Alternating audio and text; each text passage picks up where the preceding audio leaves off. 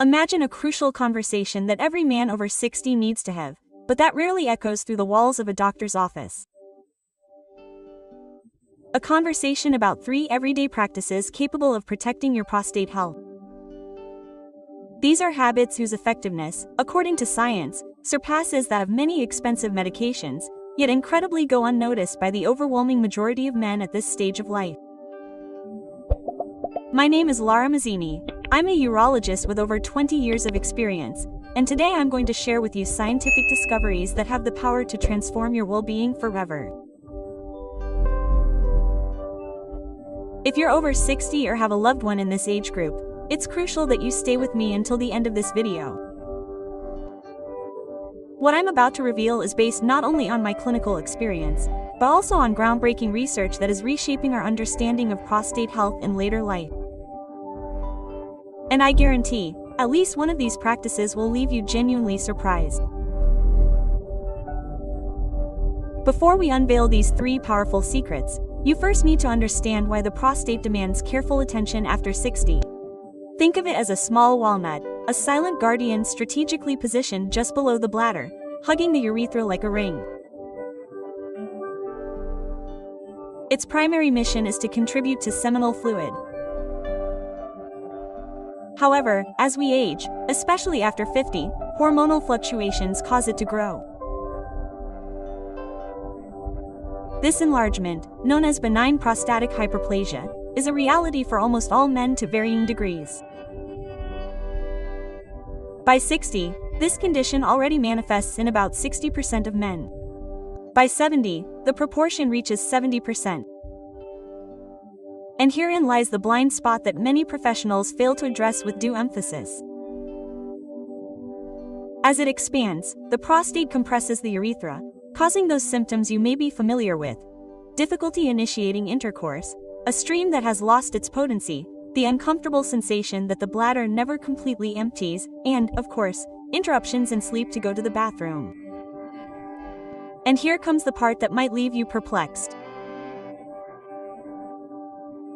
Most men view these symptoms as an inevitable part of aging, when in fact, there are natural methods with strong scientific backing to slow and even reverse many of these problems. And that's precisely the path we'll take together today. The first habit I'll reveal may sound basic, but its impact is monumental. I'm referring to strategic hydration. You might be thinking, "Doctor, but everyone knows the importance of water." Let me detail why the way you hydrate can be the difference between a healthy prostate and an inflamed one. Recent studies indicate that chronic dehydration, a very prevalent condition among older men, makes urine more concentrated, irritating the bladder and prostate. When water intake is insufficient, your body produces denser urine, full of toxins and irritants. This has the potential to inflame the prostate and drastically worsen urinary symptoms. But the big secret that few share isn't just about the volume of water you drink, but also how much you drink.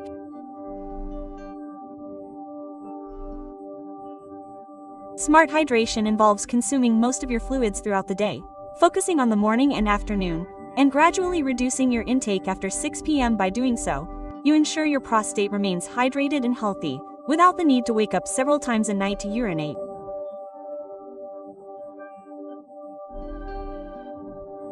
Research indicates that men who adopt this hydration pattern report a reduction of up to 40% in nocturnal prostate-related symptoms. It's a simple change with the power to revolutionize your sleep quality and, by extension, your quality of life. The second pillar of prostate health is an active remedy you probably already have at your disposal: the post-meal walk.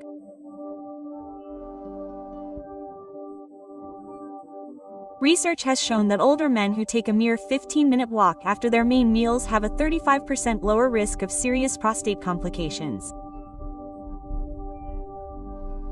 What's the magic behind this? By walking after eating, you trigger a series of mechanisms that benefit the prostate. First, walking optimizes blood flow to the pelvic area, nourishing the gland with more oxygen and nutrients. Second, it helps stabilize blood glucose levels. And remember, diabetes is a known adversary of prostate health.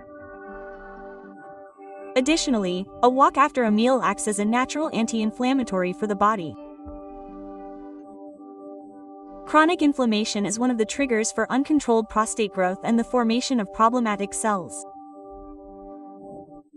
By incorporating this walk into your routine, you are literally combating the inflammation that threatens your prostate. It takes no effort at all. Just 15 minutes of light walking after lunch and dinner is enough to reap these extraordinary rewards.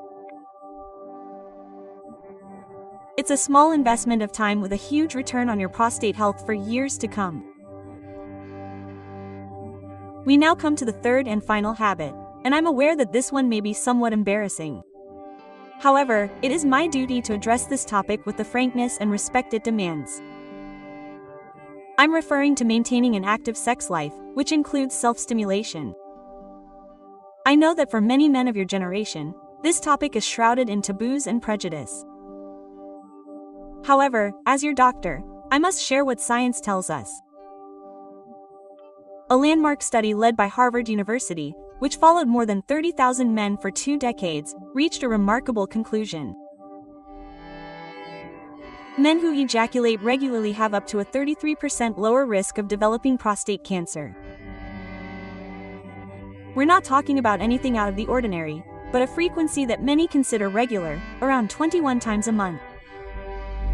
The scientific justification for this is fascinating. Ejaculation acts as an internal cleaning of the prostate. With each ejaculation, you expel old secretions, dead cells, and any toxins that could accumulate in the gland, preventing the accumulation of potentially harmful substances. Furthermore, regular intimate activity, whether with a partner or through self-stimulation, enhances circulation in the pelvic region, reduces stress levels, and helps relax the muscles around the prostate. All of these elements contribute to a healthier prostate, less susceptible to complications. I understand that for many older adults, especially those without a steady partner, masturbation can be interpreted as inappropriate. However, I want to make it clear that, from a medical perspective, it is a perfectly normal and beneficial practice for prostate health at any stage of life.